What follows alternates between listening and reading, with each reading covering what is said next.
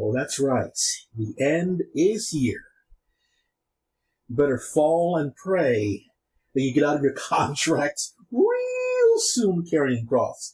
We all warned you before you got to the company that they're not going to treat you right. You even had your reservations on what they're going to do with your character as soon as you got there. No, before you got there.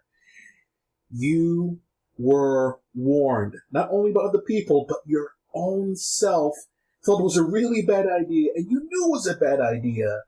And this is what happens.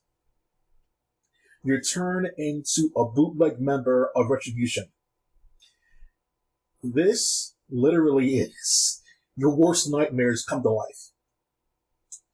It's one thing to job you out on the first night when you were undefeated in another brand of the company to teach you a lesson, or to teach them a lesson, a message sense.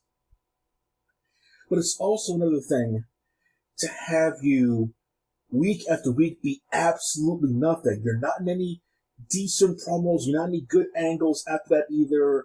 Just having random matches against people with no kind of stakes or any kind of strength behind it. And this is what they give you. No reason why you had this new mask on. You just do. And that's that. Now, I'll be the first person to say this episode of Raw wasn't that bad. Some things definitely happened on the show. Priest put himself in the title picture. Morrison got betrayed. Some things happened on the show. So it wasn't that bad of a show. But when you see something like this, you go to yourself, what crack were they smoking tonight?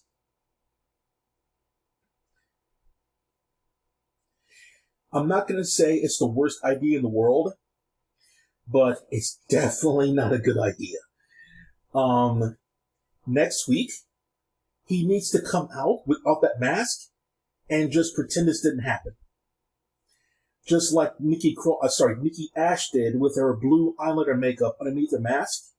Next week, she just didn't put it on. Next week, don't put it on.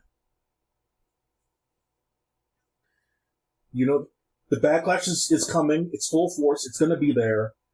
Just don't talk about it. Just pretend it didn't exist. Like the Viking Experience name. Just pretend it didn't exist. There's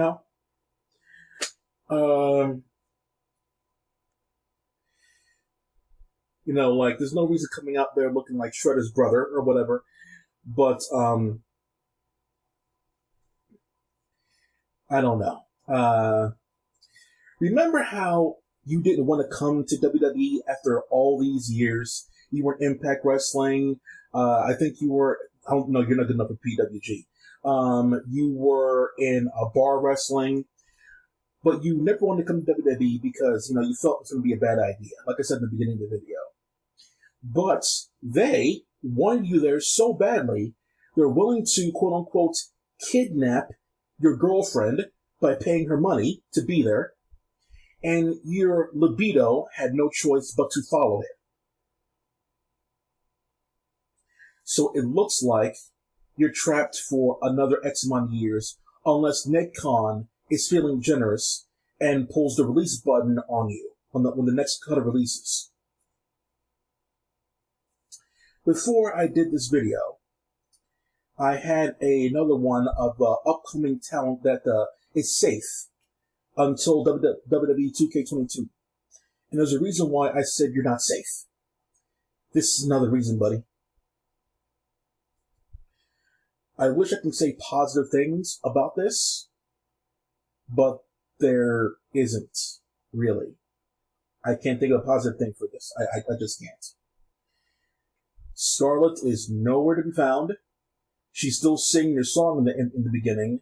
They could have given you a new song like they gave Keith Lee. Keith Lee having a brand new song when it came to the main roster made no sense because it was already there and was good and people liked it.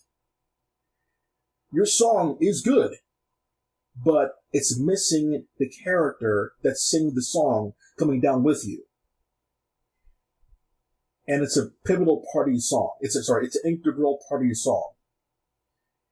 And they didn't think to change that one. Even if it came out to generic rock music or whatever, it'd be like, okay, Charlotte can't be there, we understand.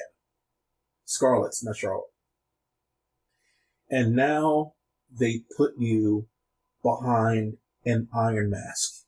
Quote unquote iron mask, but obviously it's plastic or whatever. They put you behind an iron mask.